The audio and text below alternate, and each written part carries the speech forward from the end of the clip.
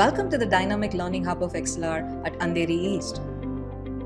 A prime spot conveniently located at just a 5-minute walk from LIC Andheri Metro.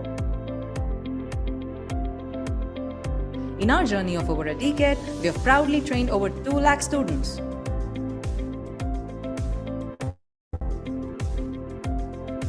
We have also been recognized by Deloitte, Silicon India, and other accreditation bodies.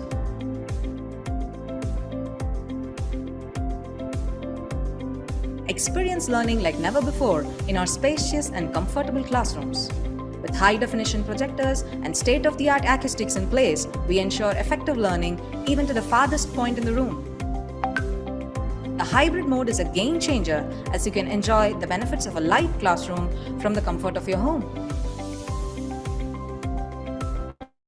Even if you happen to miss any classroom session, you can still attend the same session with the same trainer at the same time at your convenience, maintaining consistency in your learning progress.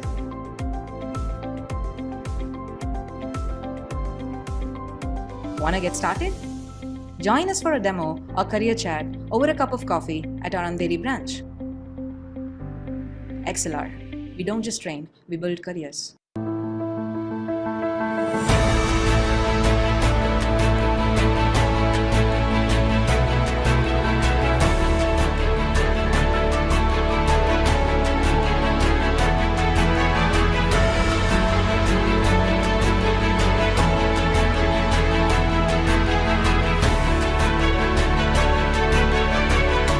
Yes, so the collaboration with XLR was an excellent one. We conducted a Power BI workshop with Advanced Excel over a span of 3 days. The workshop was almost 12 hours long in total.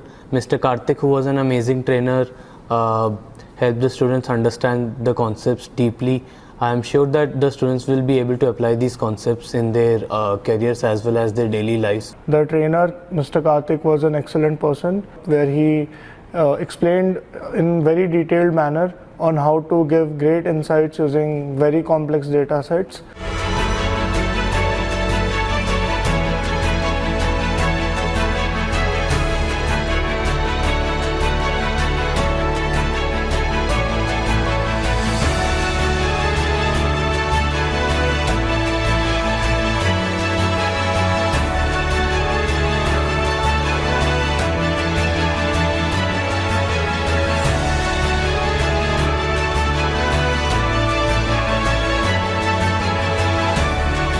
So it was a machine learning workshop.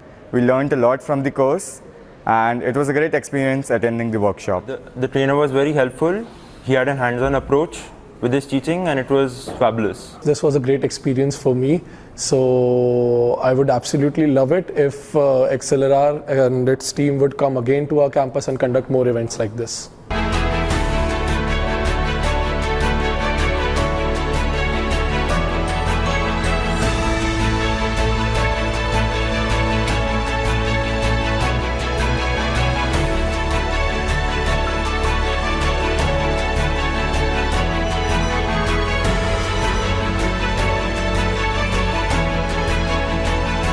It was a great course and it started from basics and took me to a great extent.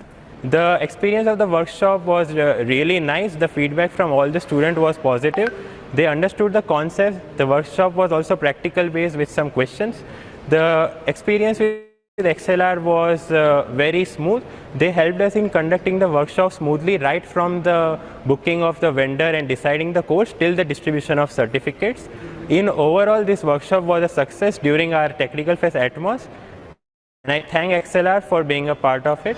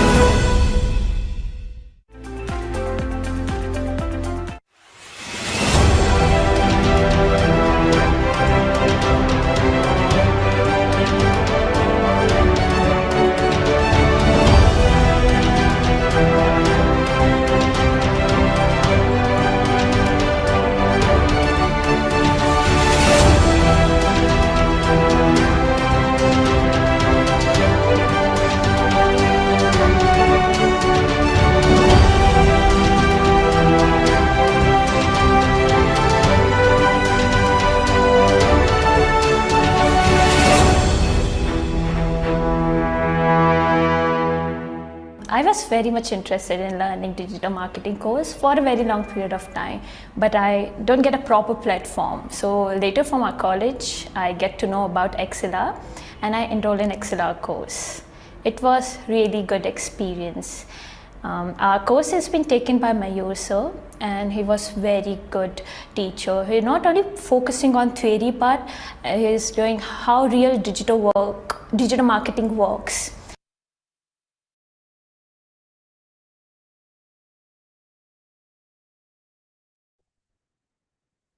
Good evening, all. Good evening, Shashank sir. Good evening, ma'am. Yeah, you can start the session, sir. Sure, sure.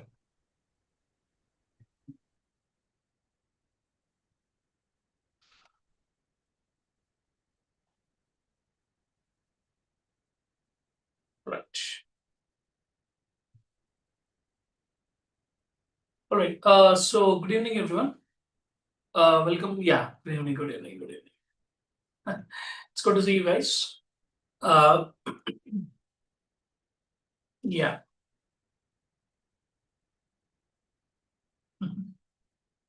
Right. Okay. Yeah. Right. So first of all, today what we'll do is we'll see actually a couple of AI agents. Okay. So how to build them through coding part. Okay. And let us see how actually they perform. Okay. And let us try and understand that how these AI agents actually work. Okay. And a couple of examples we'll see. Yeah. So it will be mostly completely hands-on today. So you can just see that how an AI agent actually can be written as a piece of code and how it can be actually built, okay, and how it can actually perform and how it will give you an answer and all those things. Yeah, yeah. Yeah. Good evening. Good evening. Good evening. Good. I hope all are good. Yeah. All right. So let me. Okay. Let me start. Okay. Let me share my screen. Okay.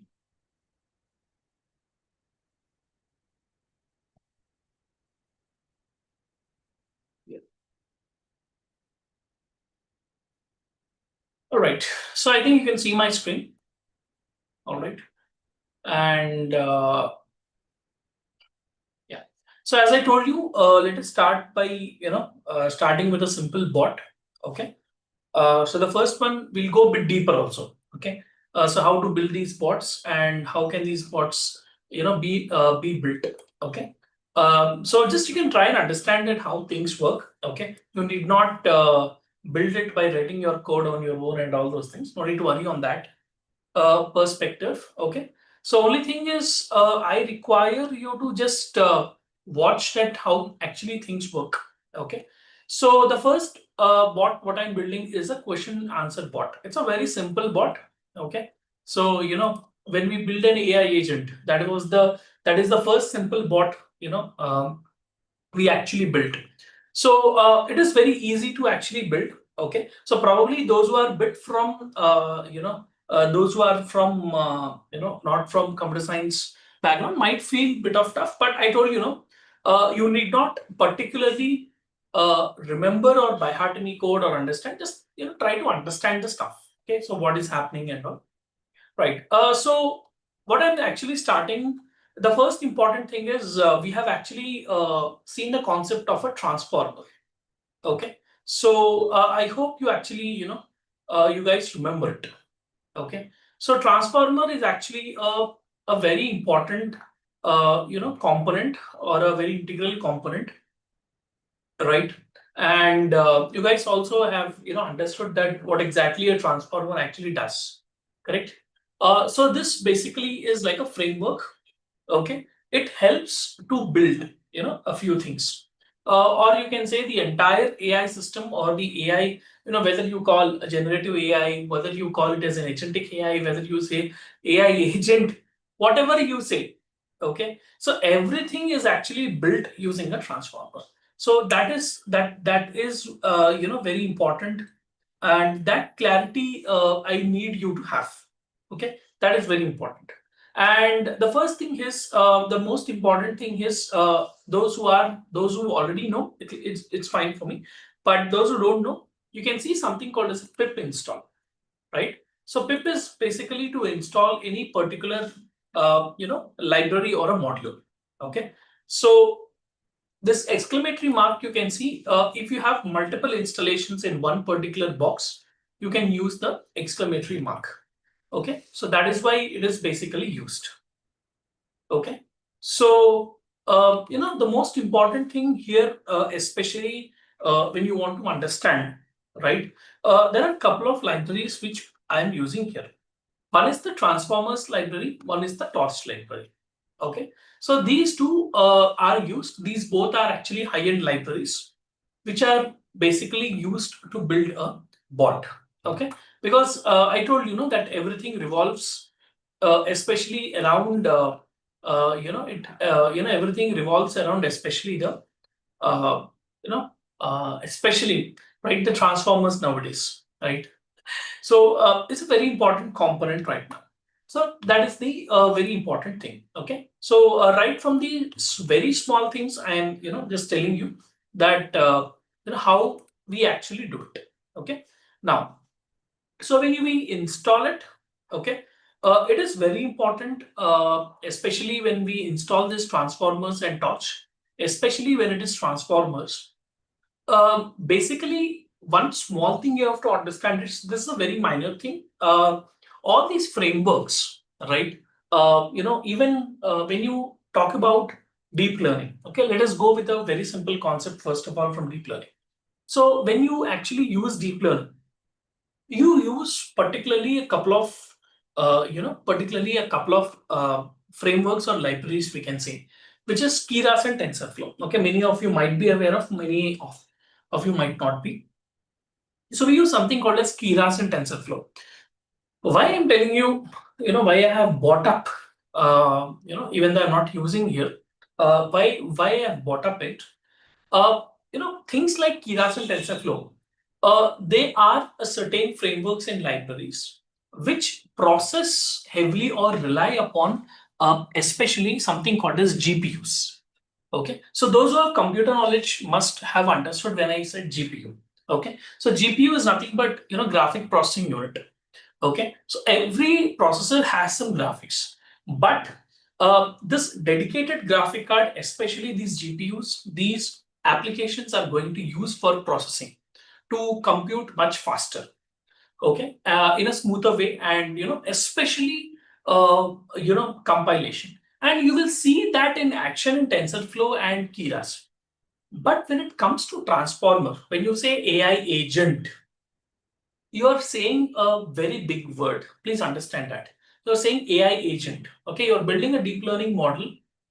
Even though you don't have a dedicated GPU, it's fine. You will compile with an internal graphics or a CPU. But when you say transformers, or let us not use the transformers word right now. So let us say an AI agent. When you're saying the keyword AI agent, the picture is much bigger, right? So it completely relies on GPUs only. It cannot handle with normal CPUs or with a lesser intense graphics. Okay, so when why I'm telling you this is, I'll show you something, you'll understand. I am basically using an NVIDIA GPU. Okay, so here you can see it will basically install all the NVIDIA CUDA cores. Okay, so it will use whatever is required to compile to install this particular packages. Okay, so if you go down, it will download a lot of things. Okay, you can see here when I've installed transformers and PyTorch. Okay, so it has see this 300 MB, 13 MB, 24 MB, 800. Sorry, this is KB. Sorry, this is KB. You can see 600 MB, so 200 MB, right? So 14 MB again, 8 MB, say 66 MB. So I can see here, there's a file also with, somewhere around, where is this? Yeah. So somewhere around, you have, what is this? Yeah, 600 MB and all.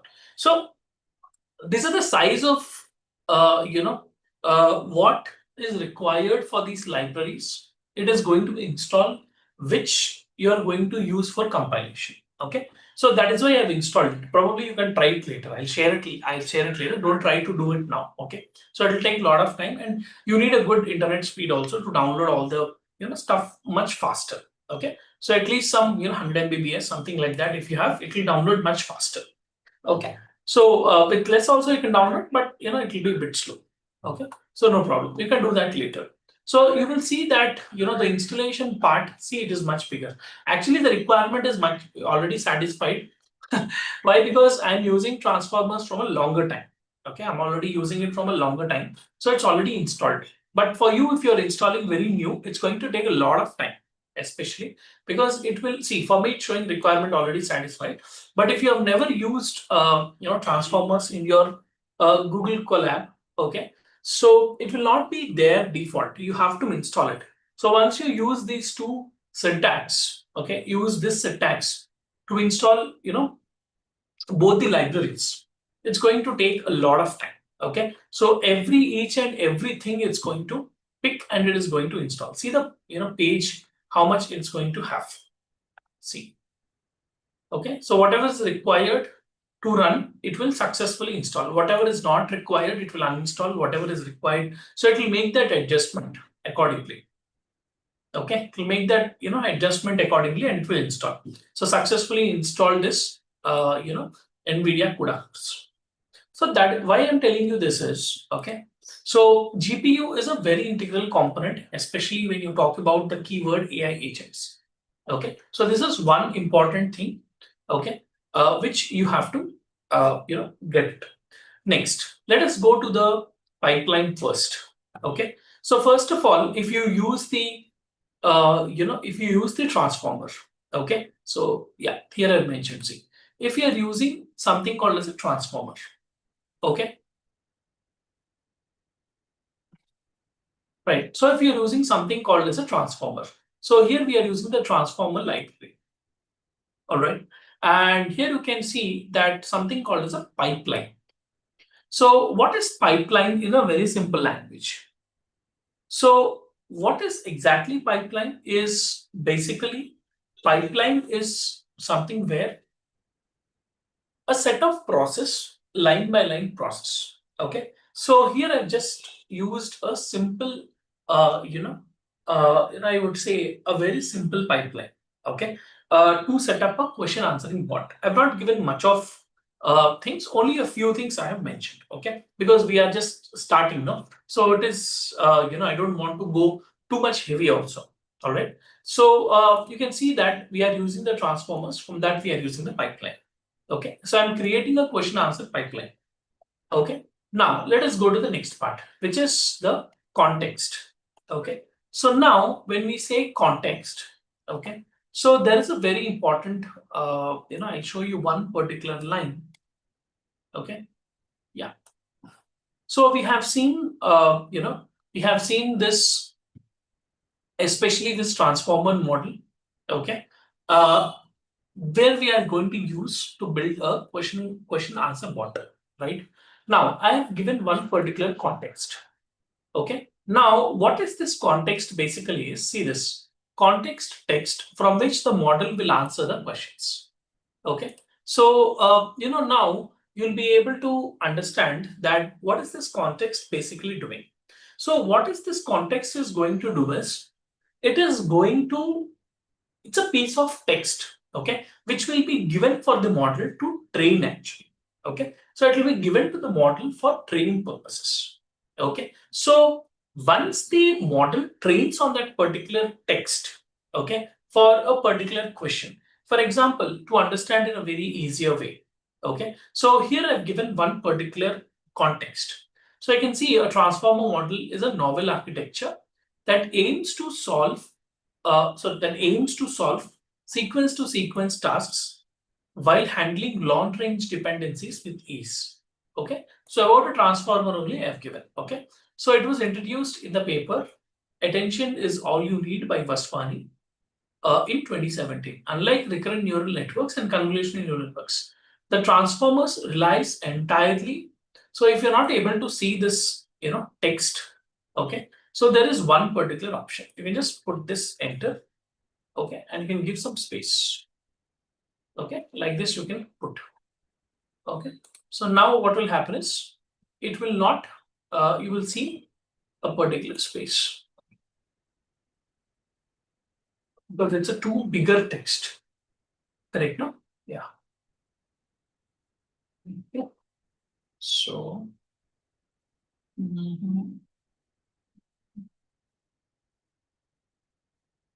yeah, now we can see. Yeah, now we can see the entire context. Like this, we are going to give the context, especially for every question. So, which kind of question? How do we know that user gives which kind of question? That is why we try to train as much as possible. Okay. Then, based on the question, it will try to analyze and it will try to give the answer. Okay. See, try to understand one thing. A machine, if you don't train a machine, that is why we say machine learning, right? So why do we say that? Because we have to give some inputs for the to build a particular model. Why I've taken one particular text is you'll be able to understand how an agent actually gives you the answers or gives you the reply. Okay, so here you can see that I've given a bigger text, right? So the transformers entirely relies entirely on self-attention mechanism to draw the global dependencies between input and output. So this allows a significant parallelization during training, leading faster times compared to the basic RNN models. The architecture consists of an encoder, decoder, and composed with multiple identical layers. So each layer includes a multi-head self-attention mechanism and a position-wise fully connected feed-forward network. So the positional encodings are added to the input embeddings to inject information about the relative and absolute position of the tokens in the sequence, as the model contains no recurrence or convolution. So the self-attention mechanism computes a weighted sum of values based on compatibility between the query and the key. So this is basically the context for answering this particular question. Okay. So what was the question basically? When was the transformer model introduced? Okay. So like, how do you actually train a piece of data to build a machine learning model, right? So you build a machine learning model. So from that, if you want to basically, what happens basically is when you want to, train that particular model, okay, you want to build a model basically to predict on some unseen, data points, right? That is what we do in machine learning, right? So we built using some data, and we divide into train and testing. So in that only we divide a few, 70-30 or an 80-20 percentage, and we are going to test it on that data points only. So then we are going to deploy if the model performs well into the real world. This is what we are going to do. Now, since a particular AI agent, for example, in this case, it's a simple question answering bot. Okay, because a simple question answering bot is also an AI agent, right? So a simple question answering bot, if you want, I'll just put like this, okay, because a few people might get it out that what is this?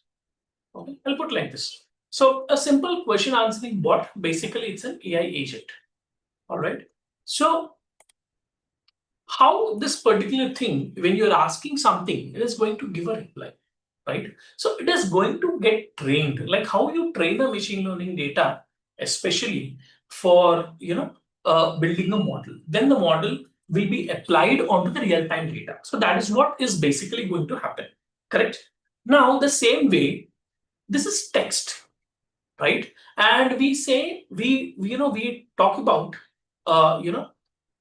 especially we talk about in a simple words to say we actually talk about that transformer is a context-based learning, right?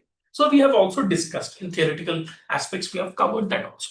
So that means it's basically what we are trying to do basically, right? So we are going to give the context. So the learning also will be based upon the context-based learning. This is the main mechanism of the transformer architecture. Based on this kind of architecture, based on which kind of model you are going to build, right, the agent performs like that. Because AI agent is a generic term. Okay, even a question answering bot is an AI agent, right? And even one, we will see one more also, right? Sentiment analysis bot also, agent, which will try to analyze the sentiment analysis. So even the sentiment analysis agent is also an AI agent. So AI agent is basically a generic term, as I told you. So it's a generic term. All right. Now, which kind of agent you are building? So since AI agent, we know that it's a generic term. And which kind of agent you are building? So here we are building a question answering bot. Okay. So I think many of you, those who had that doubts that what are these agents and all those stuff, probably would have cleared by now. Now we are giving, we are training, we are asking basically one question. Okay. So when was the transformer model introduced? So what it is going to happen is, it is going to pick from the context that, right, how much of score it is going to give you. Okay. And in a simple terms, okay, in a simple terms, it is going to give tokens. We have seen tokenizer. You remember? Yes, that is why only I told you a bit of NLP. Okay, so you'll be understanding, because all those aspects of NLP are applied into building an AI agents. All of them are actually applied. Okay, it's not just one or two, it's basically all. Okay, so now trying to understand here, it is going to take some tokens and it is going to give some answer. Okay, but this is not like what we want. This is just training, don't worry. Okay, so we give a question, we require an answer. Okay, so how do we get it? I'll show you. Okay, now what we are trying to do is, we are going to test the bot with some sample questions. Okay, so how we are going to test this? We are going to give a few questions. One is, what is a transformer model? For this question, it is going to give a normal architecture that aims to solve sequence to sequence task. So if you see here, this first question's answer is this part. Okay, so it is going to answer the question. So how it is going to answer is, it has the context. So from where it has to pick, it will try to understand. Okay, so that, see here I'm showing you a simple agent which will answer your question, because I've only given one context. So now in reality, you think how many contexts will be there, or how many things will be there for a particular transformer to deal with. Now you can imagine that how much of computational power is basically required for a, just a minute. So, sorry, it's just, okay.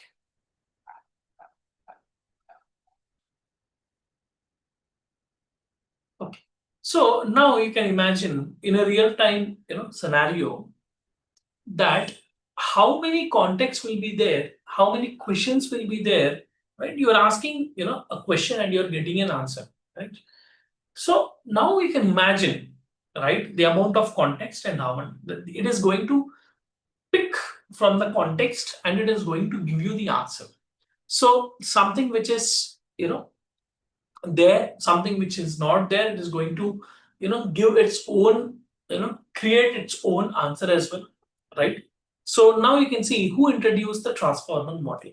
So it gives you Vaswani et al. Okay, then what does the transformer model rely on instead of RNNs and CNNs? It relies on self-attention mechanisms, which is the transformer. Okay, so these are simple questions what a user actually gives. Now I'll show you one more thing, okay, on how you can actually get the answer. Now here you can see I am defining one more transformer. It's a basically I'm creating a pipeline. So pipeline is nothing but a step-by-step architecture. Now I am setting the pipeline to a question answering. So the amount of data what I have given, okay, it's a very simple context, no? So it is basically using my CPU only. It doesn't want to use the GPU, it seems, because it doesn't need to. So if you are using a simple bot, basically you are going to see a CPU usage, okay? But to perform to run the entire program, you basically need the GPUs also, okay? So then only it will even if you run with GPUs also, it will take a lot of time actually. So so you can imagine, okay, with CPU how much time it is going to take.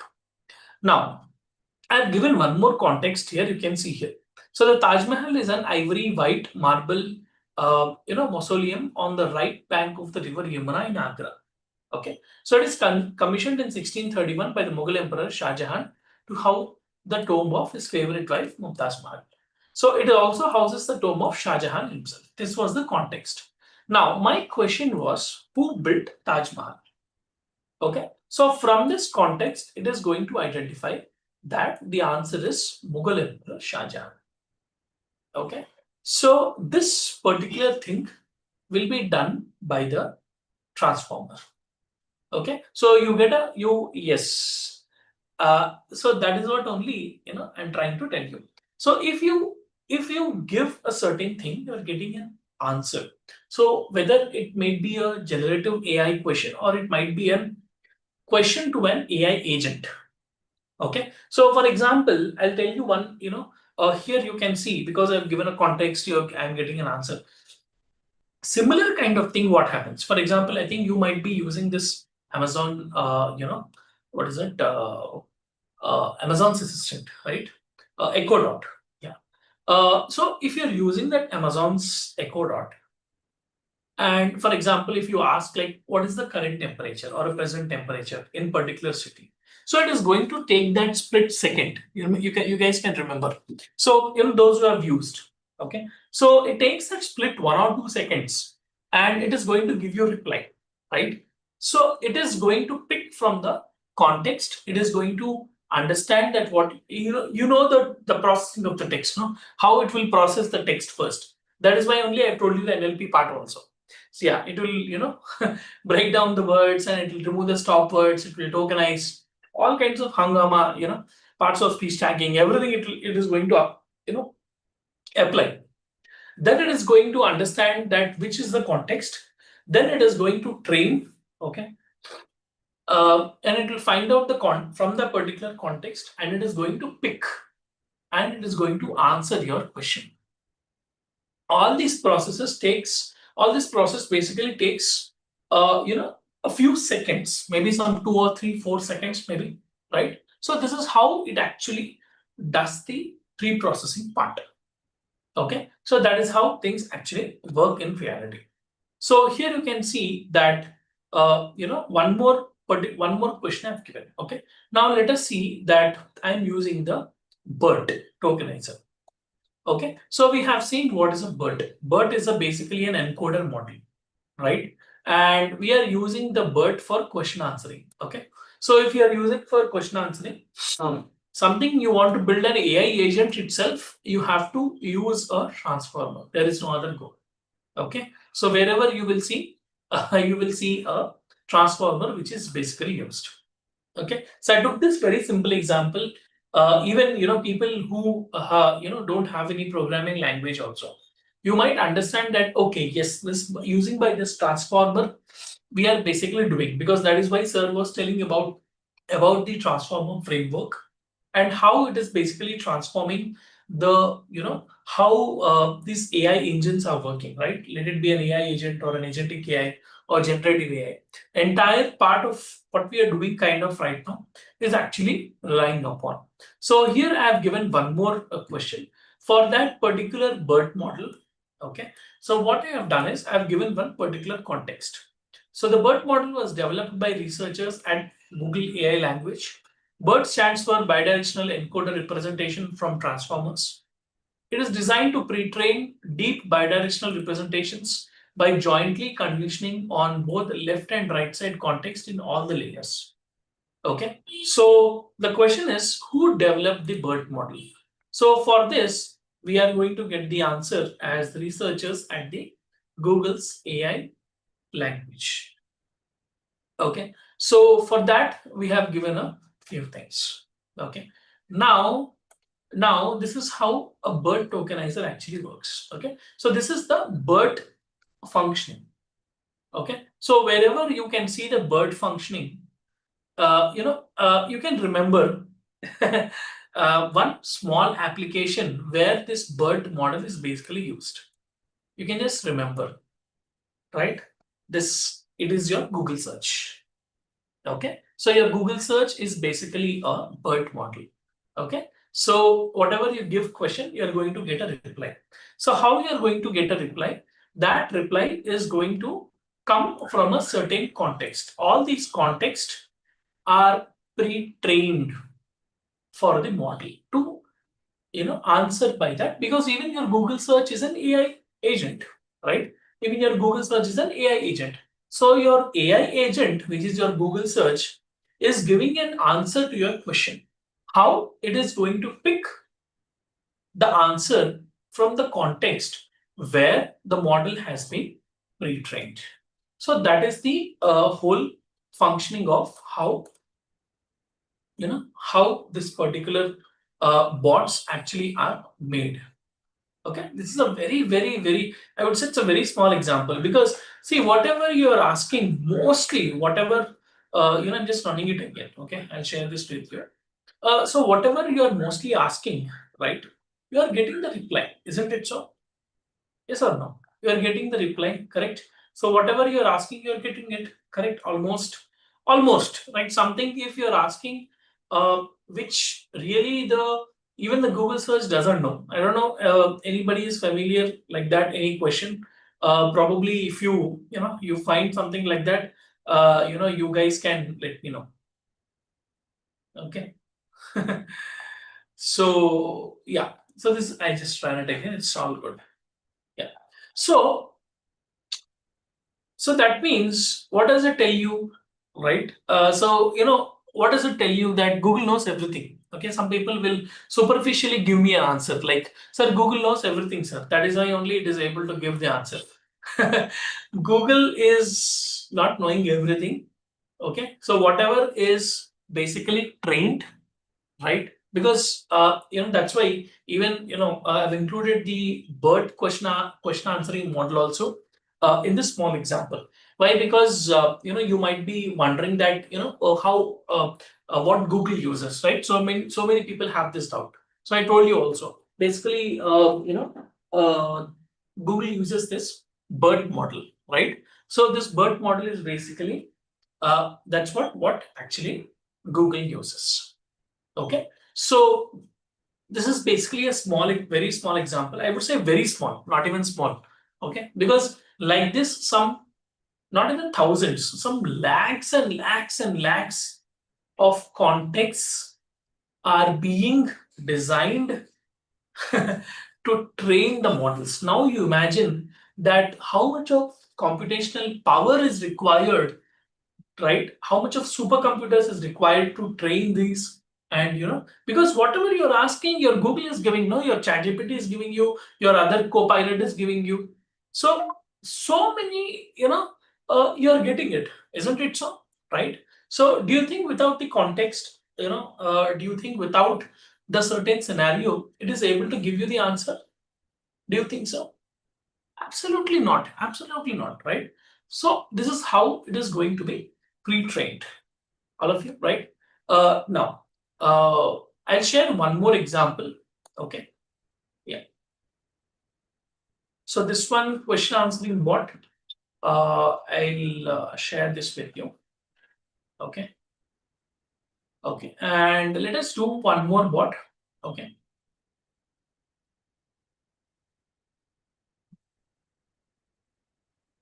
Yeah. So let us discuss about this one more bot. Let me share my screen again. Yeah. Okay. Yes. So let us discuss this. Now, like how we have, sentiment analysis, let us say, AI agent. Okay. Some people will feel happy with the name. Okay. So let us take with one data set.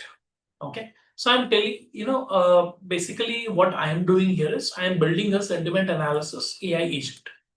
So an agent which can analyze and tell you the kind of sentiment. So best example is I've taken a data set Amazon reviews.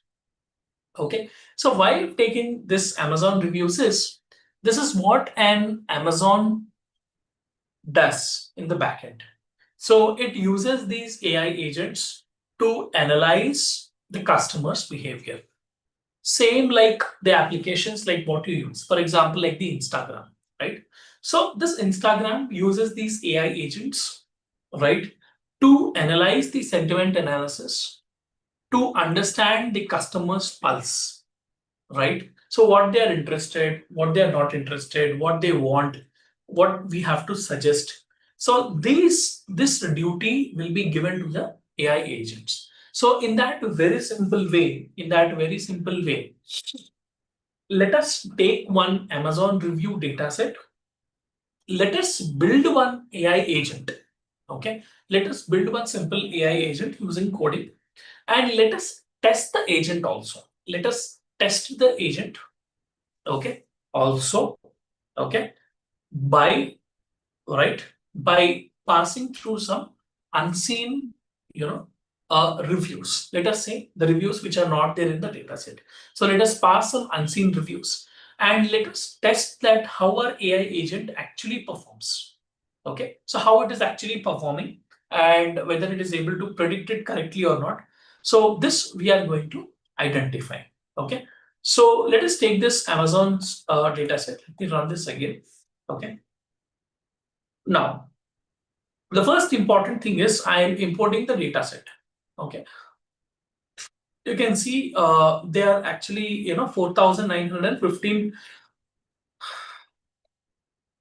There are a total of 4,915 entries in the data set.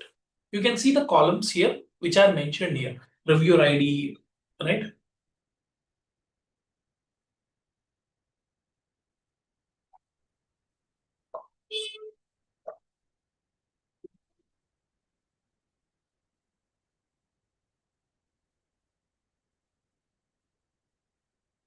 So you have their SIN number, right? Then they have your reviewer name, helpful, reviewer text, overall summary, Unix review time, day underscore difference, helpful underscore yes, total vote. So you have the data set with you. Now let us build a model using this data set. Now the very important thing, what a agent here, I've taken a very simple Python code. Okay, so I just wanted to do it in PyTorch or PySpark. But then after that I was just realized that few people are very new to basically coding. So I just didn't want to push that much. Okay, so I've taken a very simple Python code. Okay, I'll tell you just the logic part. Okay, so what is happening? Okay, and how to understand that what is happening inside the particular how this agent is able to build the model. Because what happens basically with an AI agent is it's not like a regular machine learning model. For example, when you say a machine learning model, a data is passed, or maybe let us say uh, you have connected the data, for example, through a database or some cloud access, right? So might be like this, you would have actually connected the data, so you get the data complete continuously. But here the AI agent, it's not like that. It also gets like that, right? But AI agent also takes from the user inputs as well. For example, if I give something, right, because these agents actually work in the background. Yes, of an Amazon application. For example, let us say you purchased a product, right? You have written one review. right? And that particular review is immediately processed in the pipeline, right, for the model which this particular agent is actually doing or already been trained upon. This particular review, what you have given, will be used by the AI agent to train upon. That is how it is because that is why only we are calling it as an AI agent, first of all, because it has that caliber. See what we have talked about. It can perform goal based, right? Or it can put its leg into especially decision making process. So to do all these things, don't you think it requires the, for example, let us say, AI agent, for a sentiment analysis AI agent, right? So for Amazon, because I've used Amazon data set, maybe you can think like sentiment analysis AI agent, which is built by Amazon. Okay, so this is basically sitting in the background and it is trying to analyze the data. Now, what this agent can actually do, right? So what this agent basically can do, it is going to push, right, the whatever user is going to give as an input. It is going to take what the user actually is giving, right, and it is going to take the context. It is going to pre-train certain scenarios, right? So that is how the training will actually be as a continuous process. So what we are giving as reviews will be immediately analyzed. That is the job only of the AI agent. Then why they are spending so much of crores, right, for creating an AI agent, right? So because it will be you can say in a very simple terms, it will be very fast, it will be very active, it will be very immediately responsive, right? So all these things this AI agent is actually going to do. Because let us take in the context of even just the Amazon itself, let us say, because I've taken the Amazon reviews data set. So just wanted to take one e-commerce, right? So I felt Amazon reviews is one interesting data set, and it's available easily also. So I just taken that one data set for building a sentiment analysis AI agent. So here you can see that for cleaning the text, we are basically using a few things which we use in the NLP. Okay. So next thing is basically this first thing is to drop any missing values. So if any missing values are there in the data set, we are basically going to drop it. Okay. So that's the first thing. Then we are cleaning the text.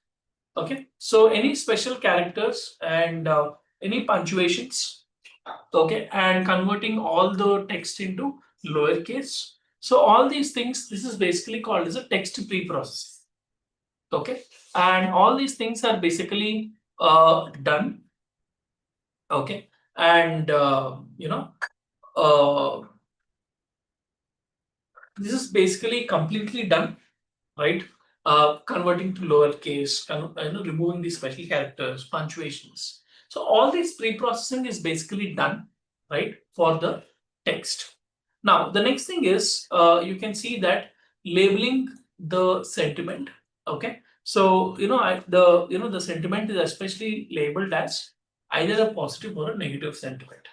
Okay, so you can also give neutral also if you want. Okay, and here what I have done is just for simplicity I have taken, because just to show you only I have built one very small model. So you can say that ratings which are greater than 4, greater than or equal to 4. Okay, so I am giving them as positive. Okay, that means I'm considering that the ratings which are greater than or equal to 0, sorry, greater than or equal to 4 are positive reviews. So whatever are having positive, I'm giving the label 1. And less than 4, anything which is less than 4. So because even 4, I'm considering it as positive. Greater than or equal to, I told no. So something which is equal to 4 or greater than 4, I'm considering it as a positive review. And something which is less than 4, Okay, so even 4 is positive, like let us say 3.9, right? So less than 4, I'm considering it as a negative review. So if you want, you can also just change. Okay, usually we can give 3 conditions.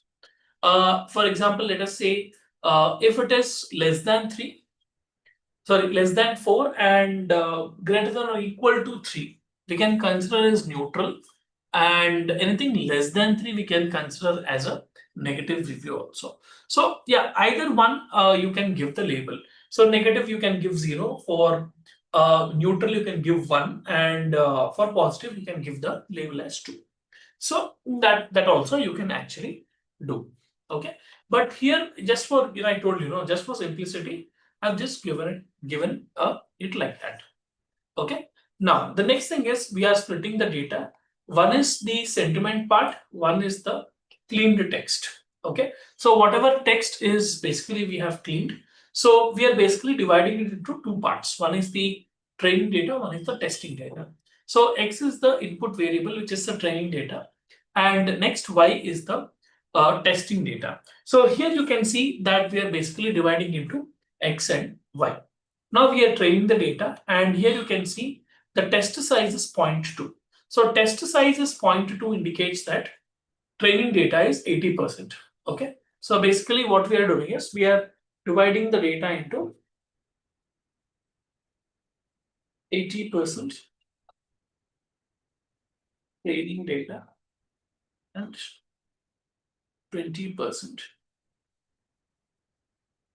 testing data. Okay, so that only we have given it as test underscore size as 0.2. That means 20% is the testing data, 80% is training data. And how to random underscore state is basically to fix the kind of sampling which it has already chosen once. So here you can give, here I have given, usually it will do the simple random sampling. Okay, but for a text, usually I give the approach of stratified. Okay, so stratified random sampling. Okay, so those who are bit know of statistics part, you'll be familiar with. So there are there are many kinds of sampling, especially there are 3 big things. One is the simple random sampling, stratified random sampling, and systematic sampling. So we can choose the kind of sampling which we are going to do. So usually for text data, I usually give the stratified. Okay, so why I have to explain the entire statistical concept of stratified and all. So probably you can do your own research. Okay, because it is basically related to the statistics part. Okay, so stratified I'm going to give for the textual data, especially for normal data. I'll not give stratified. I'll go with the simple random sampling, because simple random sampling works well for the normal data, and stratified works well for the textual data. So that is how it is basically is. Okay, so it is basically proved, tried and tested like that. So yeah, we go with the normal procedure. So if it is not performing well, we'll also try with the simple random sampling also. We also try with the systematic, and then we'll come to a conclusion that what is better in all the 3. Right. So next thing, you can see here for this particular ID, you can see the sentiment. Okay. So sentiment 1 indicates it's a positive sentiment. Sentiment 0 indicates we have already discussed. No, 0 indicates the negative sentiment. Yeah. Now we are building a model. Okay. So we are basically building a model. Now for building a sentiment analysis model, you know that we have to use, especially here I'm using simple machine learning. Okay, I told you I'm not going to go too much of deep. So I'm basically using a sentiment analysis. Okay, so I'm basically using a simple machine learning. All right, and when I'm using a simple machine learning, right, that is why I have gone with a simple sklearn. Okay, so sklearn is nothing but a scikit-learn. So this is a basic, I would say, a simple machine learning, library, especially in Python. Now, in that, for text pre-processing, we have seen this function.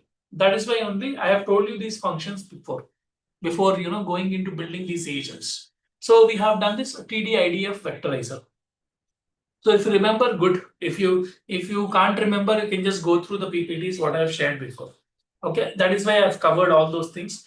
I know which are required for building an AI agent. So a bit of NLP is also required. So keeping that in mind, I have covered a few things. So you can just go through again. Those who remember, it's fine. Those who have not remembered, because even yesterday we didn't have class. Yeah. So it's been Saturday, Sunday. So it's been 3 days. So probably few people might.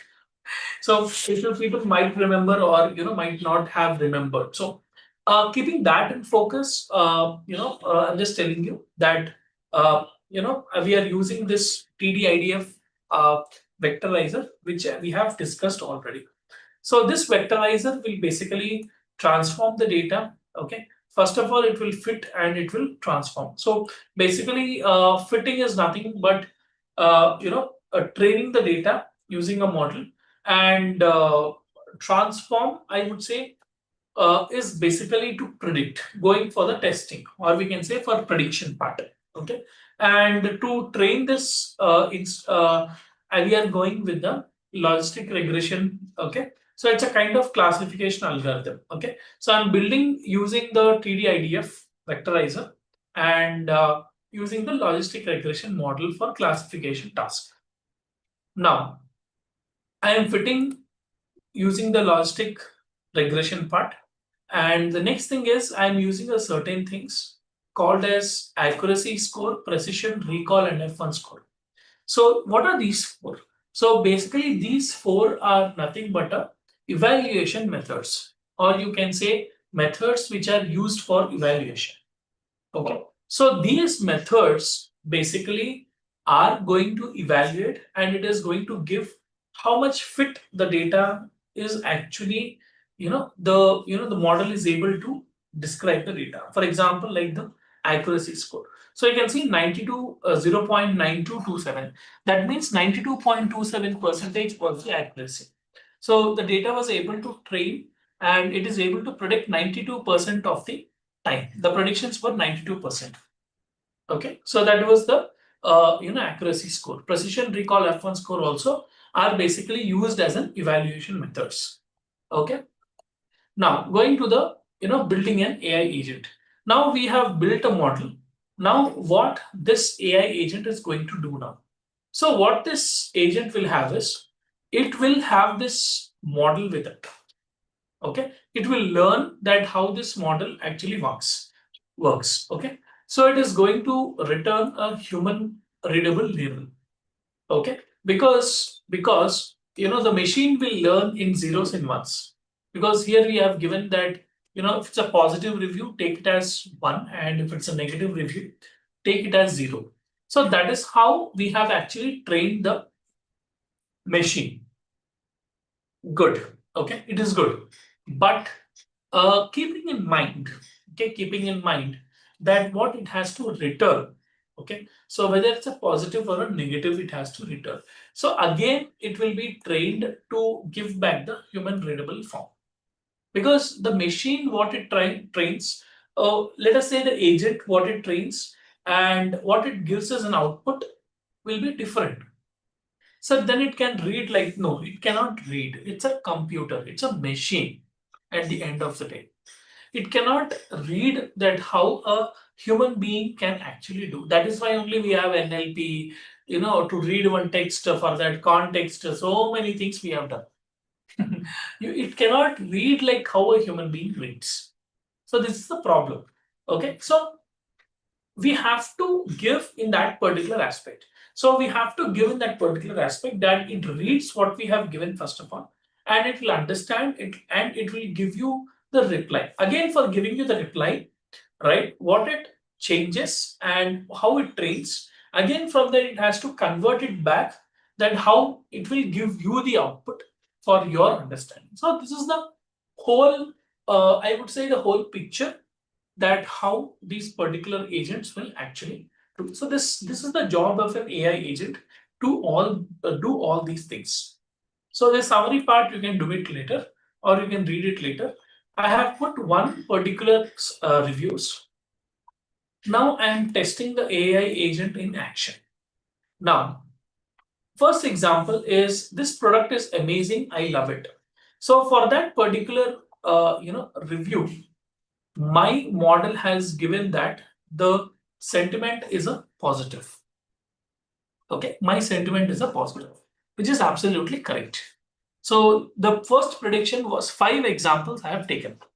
Okay, so I can see that my first prediction was right because this product is amazing, I love it. Definitely it's a positive feedback or a positive review. The next thing is a negative review. So the next review is this was a terrible experience, very disappointing. And for that, it has predicted positive, right? That is and where that 92% accuracy shows. Here, if you see, if it is 100% accuracy, the prediction will be very good. Yes, yes, that is why only Vidhi, that is why only we have to do all the extra hangama to make sure that what we give it understands.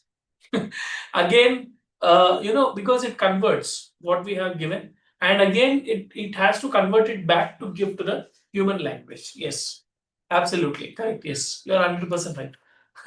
So here you can see that 92%. So there is around some 7.8 or 7.7, uh, gap. So you can see that in the second review. So this was actually wrong. The prediction was actually wrong, right? Now, the third one, the product is okay, nothing special. So this product is okay, but nothing special. So here I have mentioned it might lean toward positive or negative depending upon the training part. So that, yeah. So that here in this case, this product is okay, nothing special. It is considered as a positive review. So actually we have given uh, you know uh, I would say we if there is three if we would have given different way, probably uh, negative, neutral, and then positive. All the three if you have given, maybe the second prediction would have gone to neutral. Actually, it should predict a negative sentiment, but yeah, this was a wrong prediction. So, but this was actually, this is supposed to be neutral. This product is okay, nothing special. Is not really a positive review, but we have trained only on positive and negative. We have not trained any neutral. So probably we can give this credit to the model only. Okay, let it take the credit. Okay, no problem. Next is highly recommend this item works perfectly. So this definitely is a positive, and the prediction was, was actually, the prediction was actually perfect. The next thing here is had issues with this from the start, very frustrating, and this was again predicted wrong, which is positive. Okay, so I would actually feel that the probably there are a lot of positive reviews. So the rating more than 4 might be positive, more positive. So that is why the model is tending towards this is a different problem actually. When there is a lot of imbalance in the data, we are going to perform different things to set right this imbalance in the data between the positive and the negative in this case. So that is how we are going to do. Okay, let us not go that far. Okay, you can see a few correct predictions. You can see some wrong predictions also. Let us keep it till here. So if we go again to imbalance, and this would be like a more of a machine learning related to class. So let us stick to an AI agent perspective only. Okay, so you can remember this like there are a few correct predictions, there are a few wrong predictions. Okay, so if you remember like that will be enough. Okay, so those who are very much interested, you can dig deep. Okay, but I cannot again go back to to solve this problem and all, but you can understand by this aspect. So this is one simple sentiment analysis AI agent. So what we'll do is we'll go for a quick break. What you can do is you can post any questions in the chat if you have any questions.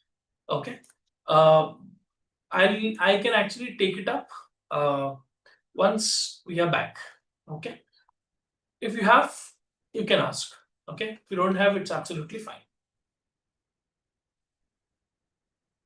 Okay. So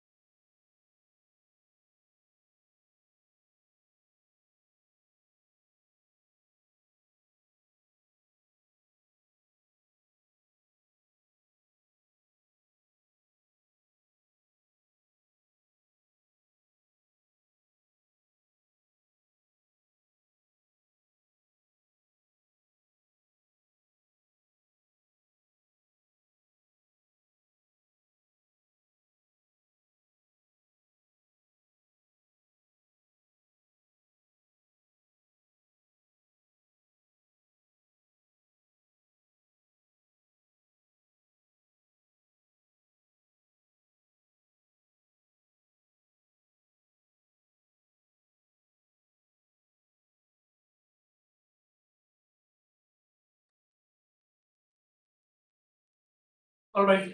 So no questions. Okay. All right. Fine then. Let us go to the one more agent then. Okay. All right. So let me share my screen.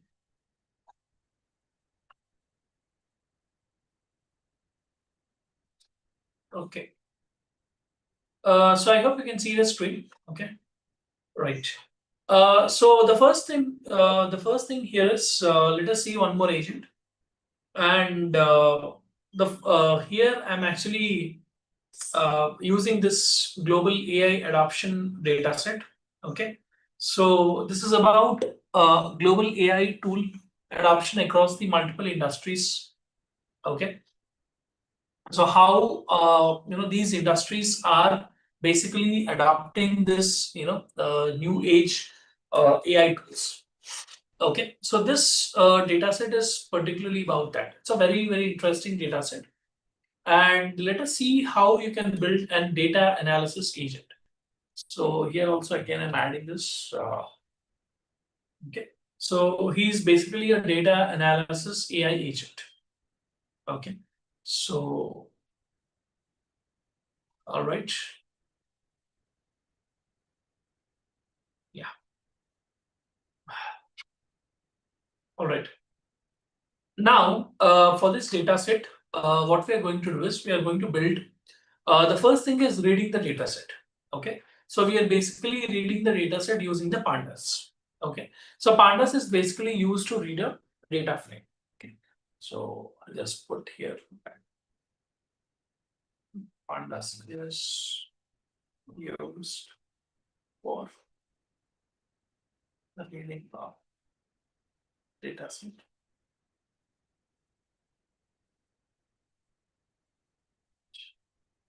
Converting it into data frame. Okay. So data frame is nothing but like a table format. That's done. Yeah. So simple way to understand. So it's basically a table format. Okay. So this table format is basically put in technical terms in pandas. We're going to call it as a data frame. Okay. Now this particular data set we are going to use global AI tool adoption across the industries. Now, for this data set, what we are going to do is first task is to identify any null values. Okay, so that's a very huge data set. All right, so 1,45,000 entries we have. Okay, and this data set, whether there are any null values in the data set, we are going to identify that first. And if you see carefully here, there is no null values. Okay, there are none, or you can say there is no null values inside the data set. Okay, so that is the first thing. And the second important thing in this, as you can see here, we have multiple codes. So this info will basically give you the information. Okay, so this df.info, df is nothing but the data frame what we have taken. Okay, and the next thing is the info. So info will give you the information which is any what is the total count and what is the data type, whether it is an object or a floating. So object is nothing but a character, or you can say string, especially. Floating is nothing but a decimal value, and integer is nothing but a round figure numerical value. Okay, so that you are going to get by info. And this isNull.sum function is basically going to give you the, or we can say it is basically going to give you a summarization of any null values are there or not. You can see here that there are no null values. It is basically 0. Okay. Now the next thing after that is basically what we are going to take, right? What we are going to take here is basically the descriptive statistics part. So descriptive statistics part will be calculated using the function .describe. Okay. So this dot describe function will calculate the statistics part, which is mean, standard deviation, minimum 25th percentile, 50th percentile, 75th percentile, and maximum value. And this will be calculated only for the numerical variables. For example, for industry, country. So you cannot calculate because these three are objects or strings, or you can say categorical variables. So you can only calculate for either floating values or for integers. If you see, there are only three variables like that.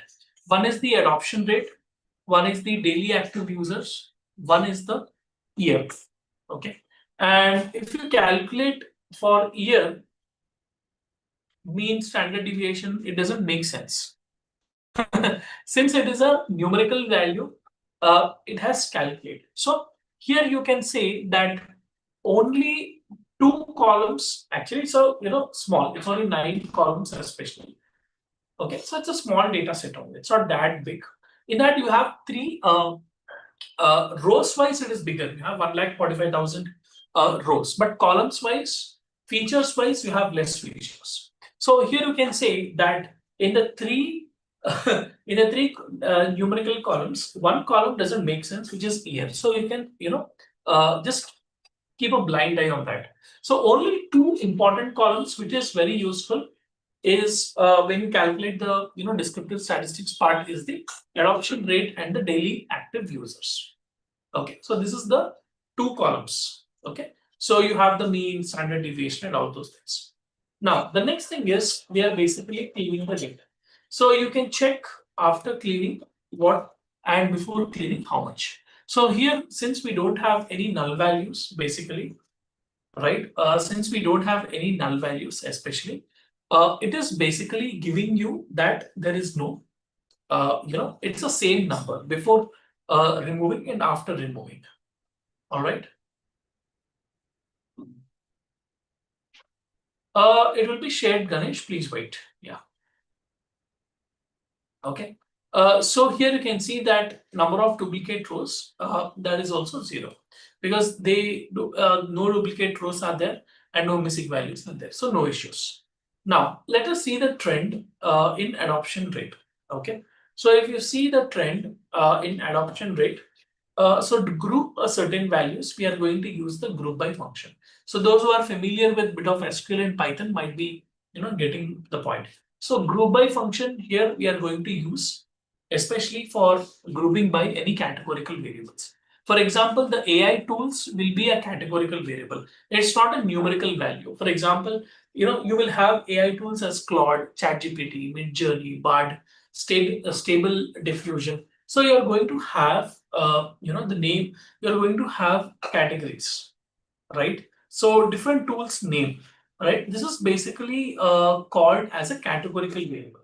It's not a numerical variable, right? So for those kind of things, we are going to use the group by function. We are not going to use the order by. So order by is basically used for anything which is numerical. So now we are grouping by, and here we are using the mean value. Mean we are using for the adoption rate. Why? Because for AI tool, you cannot calculate the mean value because it's a categorical variable. So we are calculating the mean value for the adoption rate. So now we are pulling out for each AI tool, how much of adoption rate is actually there? How much of adoption rate is there? What is the average adoption rate for each tool, right? So you can see the analysis. And Claude has the more adoption rate, followed by ChatGPT and then Midjourney, BARD, and Stable Diffusion. Okay. Now the next thing is by country. Okay. So now what I'm doing is I'm doing the same thing here. So AI tool adoption rate by AI tool. Now adoption rate by country, I'm pulling it out. So if you see, Germany has the more adoption rate, followed by India. Then you have Australia, then you have Brazil, Canada, South Korea, and so on. Okay, so by country you can actually see. So again, country is a categorical variable. So we are using the group by function. Okay, and we are calculating the mean value for the adoption rate because adoption rate is a numerical value. Correct? No, right? Now, the next thing is by industry. Okay. So again, industry will be a categorical variable. So definitely we have to again use group by. Okay. So I've put similar contents because it will be easy for you to understand. Those who are seeing these for the first time. Okay. So here in the industry, you can see agriculture, technology, finance, health, transport, education, retail, and manufacturing. So these are the industries which are there. So here again, you can only group by the industries because industry is a categorical variable.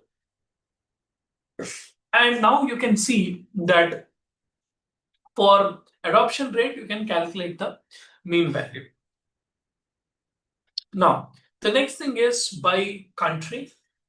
Okay, so by country, I'm putting in the full, for each country, each tool, what is the adoption percentage? Okay, so adoption percentage. Link will be shared. Please wait. Please wait. Please wait. Please wait. Okay. So here you can see for each country, what is the adoption rate for each, in simple terms. Okay. For this, for each country, right? It's a categorical variable.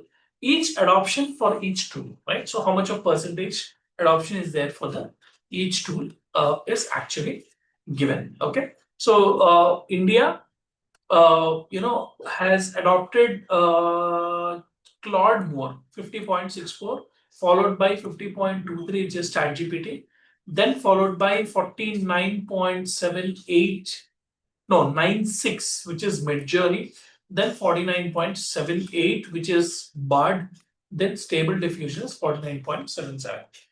Okay. Now the next thing is this is done, correct? Yeah. So the next thing is adoption. You can see for each AI tool, right? Based upon industry. Okay. So individually, not like an average. So now you can see that all the values are very, very, very, very, very close by. It's ranging from 48 to 51, right? So they are very similar. So education field, you can see, education field has adopted Claude more, which is 50.35. Okay, and healthcare, if you see, has adopted BARD more, which is 50.39. Okay, technology, if you see, you can see 50.3, which is Claude. So in that way, you can see which industry has adopted these AI tools more. Okay. Next thing is the user feedbacks. Okay, we have a few user feedbacks. Okay. Now the next thing is analyzing the relationship between the adoption rate and the daily users. Okay. So if you see that, you can see the plot, and if you see the correlation between adoption rate and daily users, it is basically 0.02.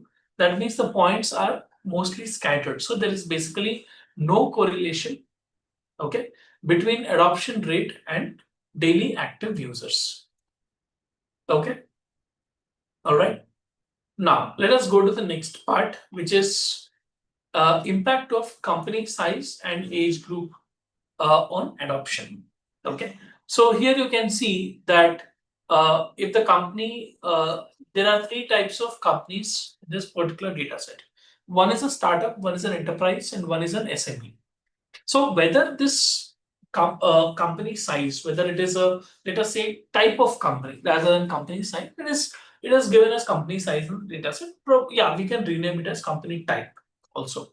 So based on company type, okay, you can see the startup has more adopted these AI tools more compared to the enterprise and SME, but those two are also not that backward compared to the other things, right? Other one, which is the startup. The next thing here, sorry. Yeah. The next thing here is the, age group, right? So for each age group, right? So you can see that based on the age groups, who has adopted these AI tools more, right? So if you see clearly that the age group 55 plus has adopted more compared to the other age groups. And I told the data, you can see that the age groups are also very similar, or so the adoption rate is also very nearby. So it is not that far that 55 plus has, it is far distant. So you can see the 35 to 44 age group also, adoption rate is very high compared to the other groups also. Now, next thing is how we can build an AI agent using these analysis, because all these analysis has to be built by an AI agent. That is what our analysis. We are not doing machine learning analysis. But initially, I had to give you a few analysis. That is why I've given you a steps.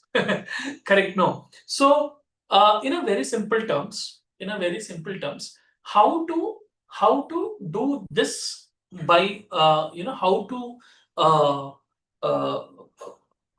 train an AI agent to perform all these things. So that is why we have created an AI agent, and we have given, if you see carefully, we have actually trained these AI agents on all the things which we have built. Okay, so we have just built a few things, and we are saying that to learn for the AI agent from this. Okay, so it will self learn. That is why we have defined the class. Okay, and we have shared here. You can see all the parameters which we have passed. Okay, so we have created an adoption rate by tool, right? Then we have created adoption rate by country. Then we have done adoption rate by industry. Each and everything what we have done, you are seeing it here. Okay, so those adoption rate by country, then sorry, industry, and then country, then adoption rate industry tool, then adoption rate by company size, adoption rate by age group. So all these things individually we have created, and all those things are actually we are giving the AI agent to self learn.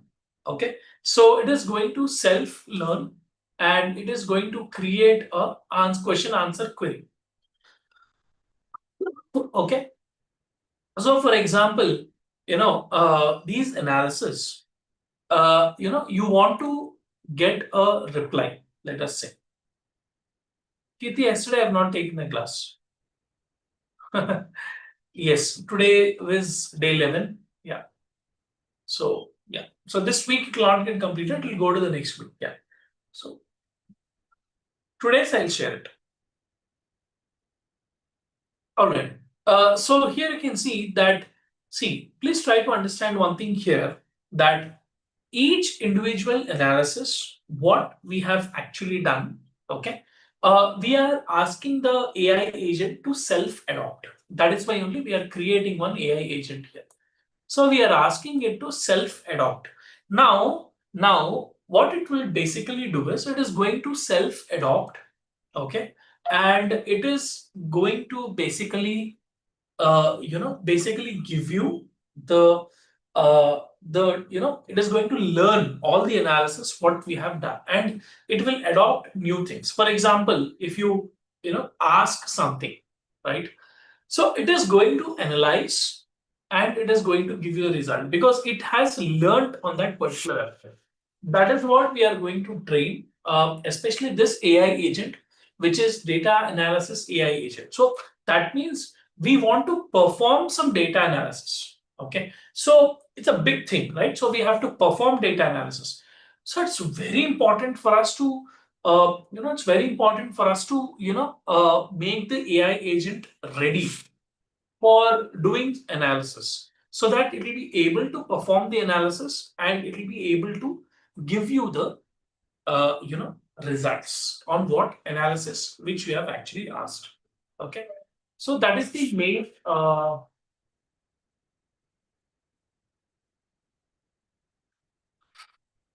main feature of what we are going to build, what this AI agent is actually going to learn. Okay, now the next thing is as we have already seen, okay, as we have already seen that we can ask a certain questions because we are going to generate a question answer kind of scenario. Okay, so since we are going to generate a question answer scenario, because we are going to ask the the agent to give me the answer. For example, what is the adoption rate by tool? So if we ask like that, it is going to calculate, it is going to give you that analysis only, what it is going to calculate. That only I have manually done and showed you. That particular things will be calculated by the machine on its own. Okay, that is how only your applications AI agents are actually generating things for you and solving it and giving it to you. So whether it might be a question answer, whether it might be a any kind of scenario, whatever you think, right? So this is how it is basically going to work. Okay, yeah.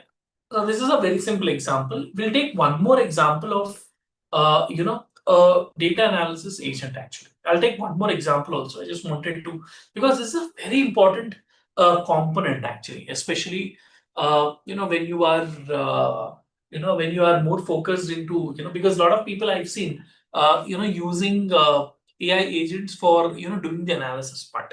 So this is one such example which will help you to understand that okay, so this kind of analysis what these AI agents actually do.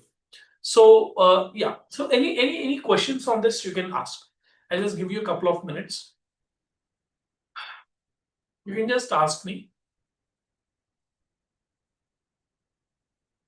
Then I'll go with one more data. Okay, just running that again.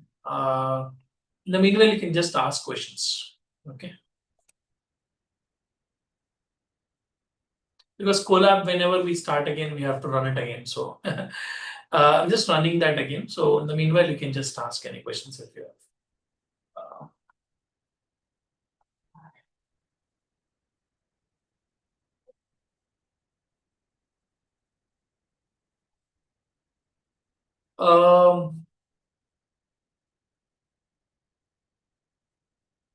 Yeah, okay.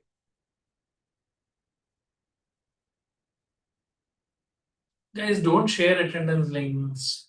Ma'am will share. Please, you have to just mark it. Yeah.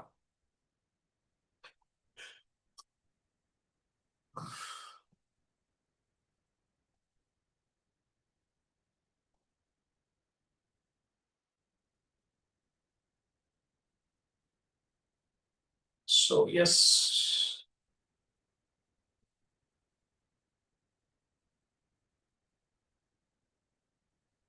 Another couple of minutes. I'm giving just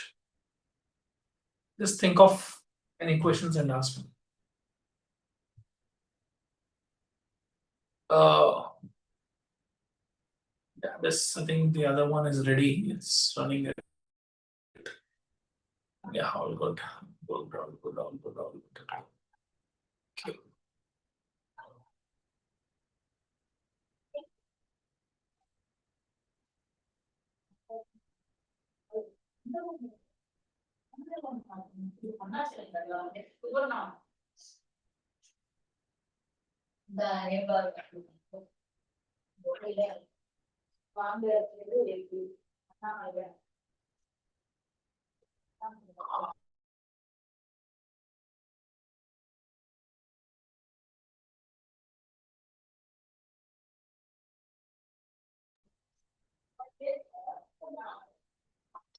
Okay, so I think it's fine. You're cool with it. Okay. So we'll do one thing. So let me just run this again. Okay. Yeah, I think it's going to go. So no errors. Everything is absolutely fine. It's absolutely fine. Okay. So yeah. So let me stop this. Let me share the other one. Okay.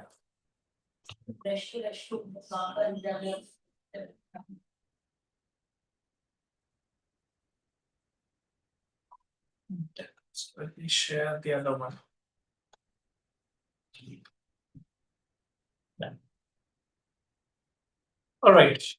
So let us use one more data set. Okay, so mental health burnout in the workplace. Okay, so I'll do one thing here. I'll remove this because this is basically a data analysis. Okay, data analysis AI agent. Okay, I'll just put like this only.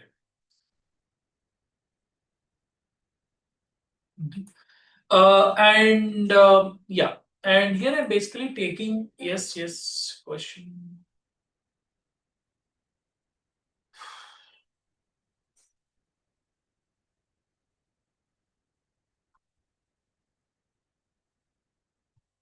This attribute thing has become one big.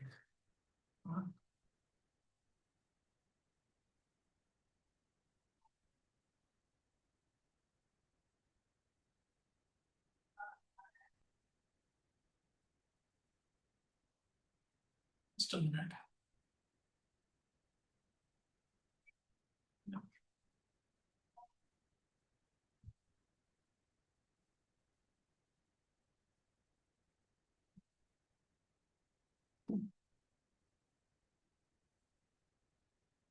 What I've shared also again you're asking.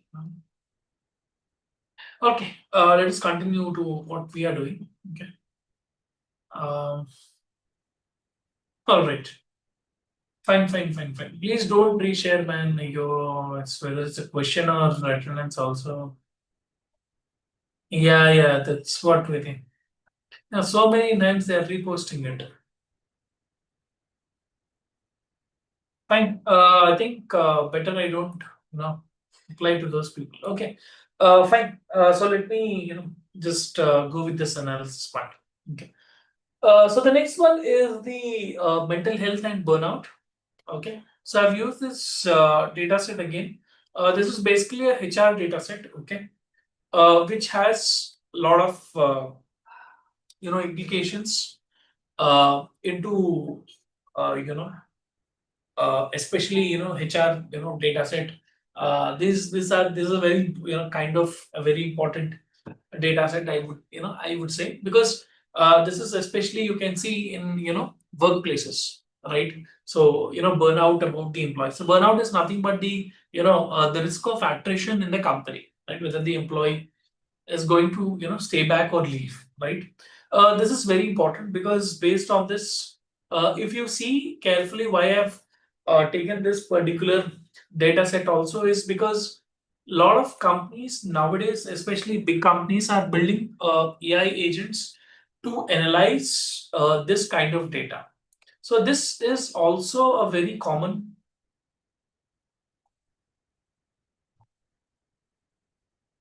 So this was also a very common. I'll share the PPT, guys. And share, please. Yeah, it's completely practical only today. Okay, so I'll share the Python files. Okay, please don't take tension. Okay. The PPT will not have anything because it will just say that practical part of these things. Okay, so yes. Okay, yeah. So I'll share that also so that you will have an idea that okay, on day 11 this actually happened. So along with the Python files, I'll be sharing that also. Okay, yeah.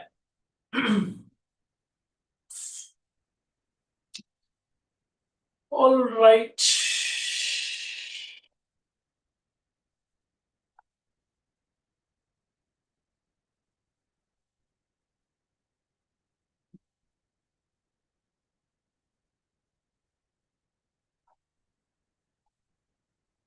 I cannot do that, Vidhi, because I need to answer because I'm getting questions also in the middle with along with these, uh, stuff. So I cannot just ignore. So that is one problem.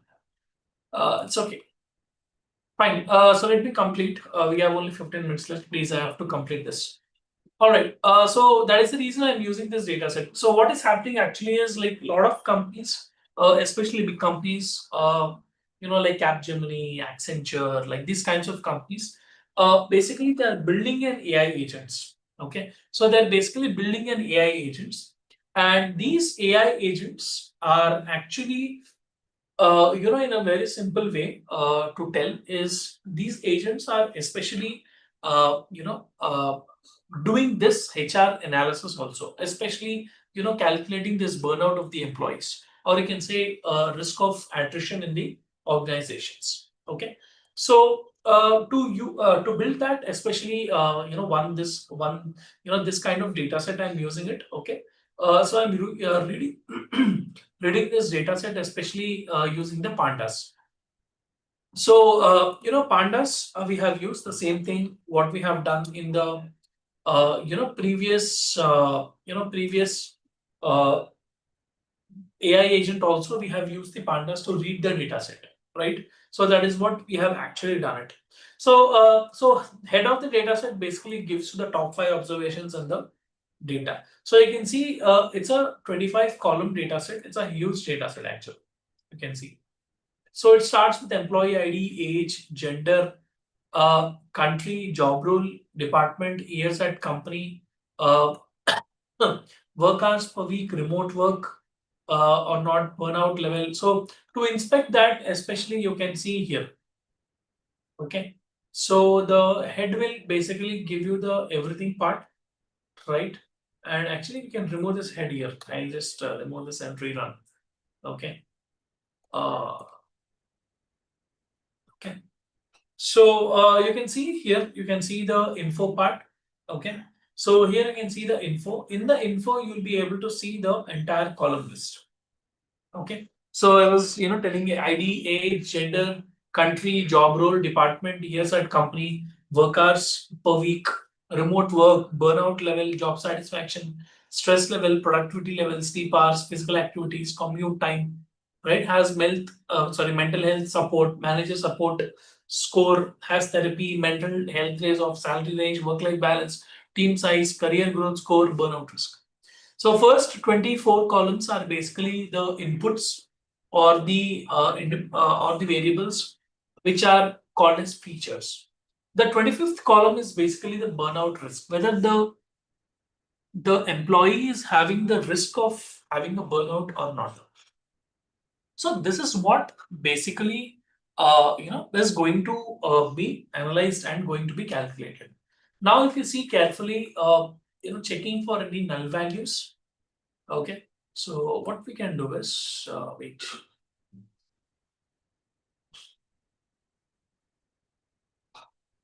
So insert one on both cell.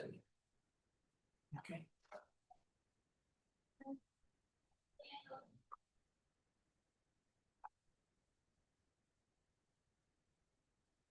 Yeah, now it will be fine. Now the first part will basically give you the info. Okay, then you can see that you can check for the null values. Okay, so whether there are any null values, whether there are any null values or not. Okay.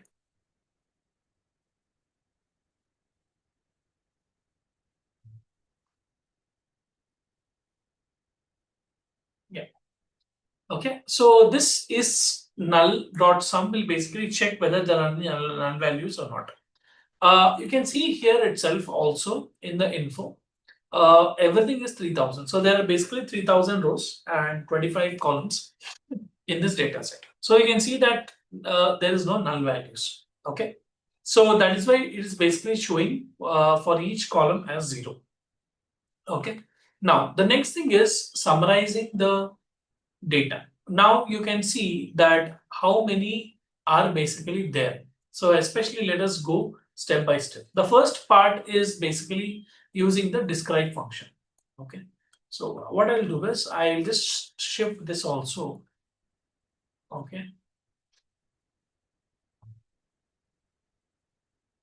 Okay. So it will be easy again for summarizing. Okay. Now you can see that here I've given the describe function. So describe function will only describe. So whatever is having the numerical value, it is going to calculate the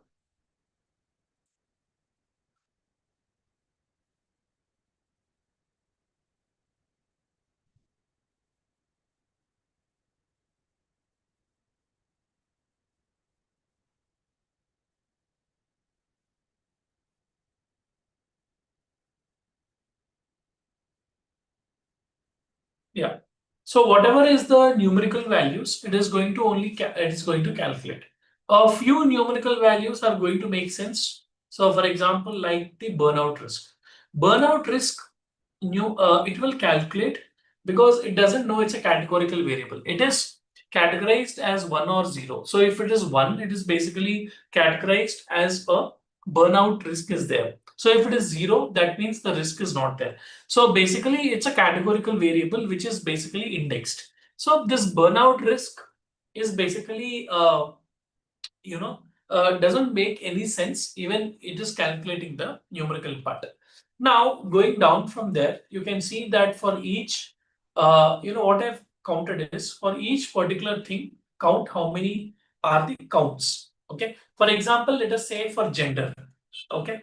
And you can see that non-binary values are 757 and some are preferred not to say and some are male, some are female. So that is the information what we have. Okay.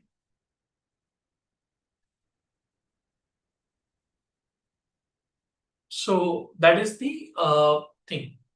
Now the next thing is count for each country. So in the you can see India is having 464 employees count, Brazil 443, Canada 434, UK 427, Australia 480, USA 408, and Germany is 408. So that is the 1, 2, 3, 4, 5, 6, 7 countries which are existing. The next thing is the job role. Okay. And here you can see it is a data scientist, software engineer, customer support, marketing manager, then project manager, and HR specialist, and IT admin, and sales associate. So these are the different roles which are there, and you have the respective count of number of people inside the data set. Now the next thing is the departments. You can see the count of the departments: HR, sales, marketing, engineering, IT, and support.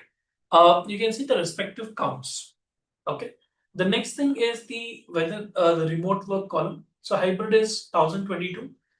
No is, that means no remote work is 990. Yes is 988.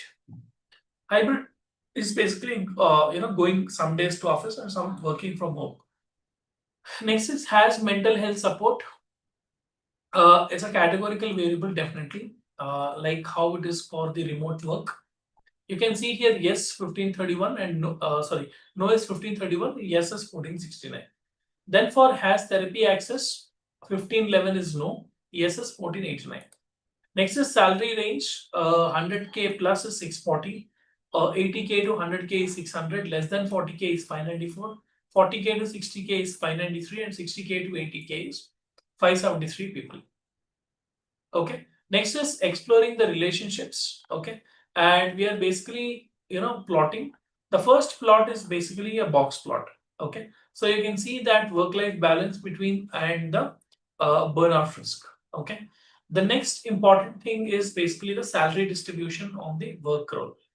Here you can see clearly for each individual job role. Okay. So what is the salary distribution? All right. So then after that, this is done. Let us now build an logical agent now. Okay. Now the next part of the code is to build an agent. Yes. So we have done some analysis now. How this agent is going to understand and learn, so that in future again, if you are going to ask a certain question, okay, how it is actually going to analyze and it is going to give you the query. So here you can see that the agent has to understand your natural language queries and execute the appropriate data analysis. Okay. So the analysis, what you are actually what you want, right? Whether the agent is able to perform that analysis and whether it is able to give you the right kind of output or not. So that is what that is what this learning for the agent is about. So the agent, whether it is able to understand and whether it is able to give you or not, that is the important aspect here. Okay. Now, so this is what I'm basically giving. So the first thing here you can see that it is learning about the summary statistics. It is learning about the missing values. It is learning about the data types. It is learning about the value counts, right? So each thing it is basically, and it is also learning about the work-life score and the burnout risk, you know, plotting. Then it is also understanding about the job role and the salary range. So each thing it is going to be actually learning. That is one thing. Guys, you're asking yesterday's PPT. Yesterday we didn't have class only. So you're not knowing whether you have attended or not also. Huh? Friday we had day 10, no. So today I'm saying it's day 11. So, you can imagine that yesterday we didn't have a class. Okay. Just blindly you're asking. Okay. All right. So next is we are testing the agent. Okay. So now based on whatever we have learned or we have trained the agent, okay, our AI agent, we are going to ask the agent. So show me the summary statistics. So whatever summary statistics we have actually calculated, it is going to show because it is there because it has actually trained on it. Okay, now you understood. Next is, are there any missing values? It is going to show that particular table and it is going to say that no. Next thing, what are the data types? It is going to show that that info what you have calculated. Next thing is show me the value counts for gender. So it is going to show me the gender value counts.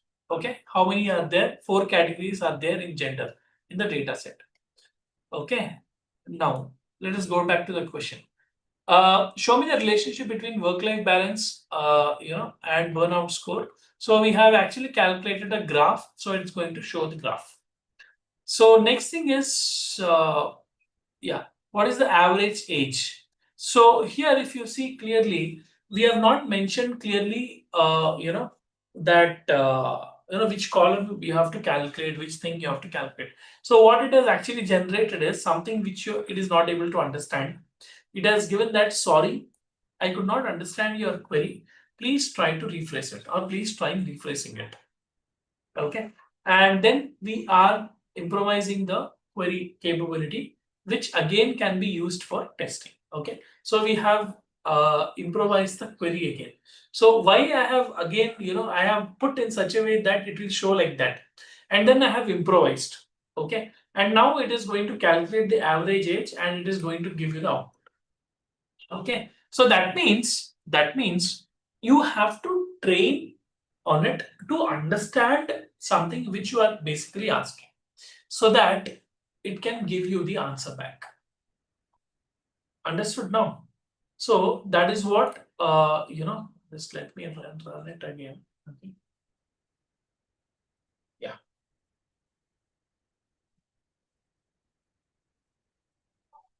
Okay. So that was the data analysis AI agent. So it was a I hope it was very fun to understand and learn. Okay, so I feel you would have felt it was good to understand and learn. Now just give me a minute.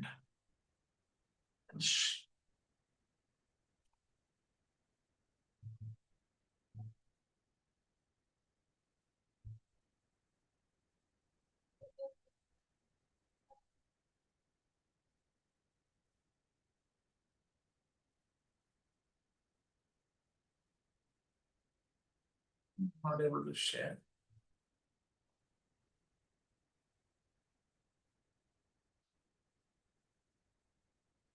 Yes, Dish.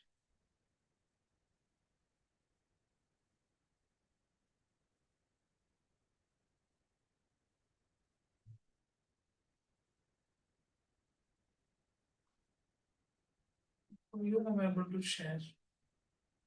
Okay. Okay. Yeah. I've shared the today's one. Okay. Don't ask me some 2-3 days before. I've shared today's Python files. Okay. So do practice well. Just try and understand, run it step by step to make sure you understand it.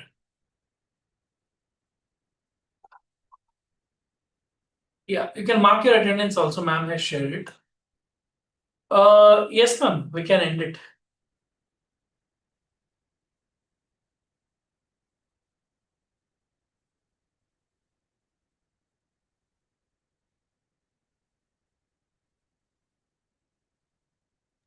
Yeah, sure, sir. Yes, yes, Yeah. yes. Thank you so much, sir. We'll meet again by tomorrow at 7 p.m. Thank you Yes. so much for your class. Yeah, so dear students, have shared the attendance link on the chat. So kindly mark your attendance. We are winding up for the day. We all meet again by tomorrow at 7 p.m. So related to PPT and the notes and all, which already sir had shared, and I am going to be upload in the LMS. Okay, you can access over there. Okay, thank you all. Good night, everyone. Thank you.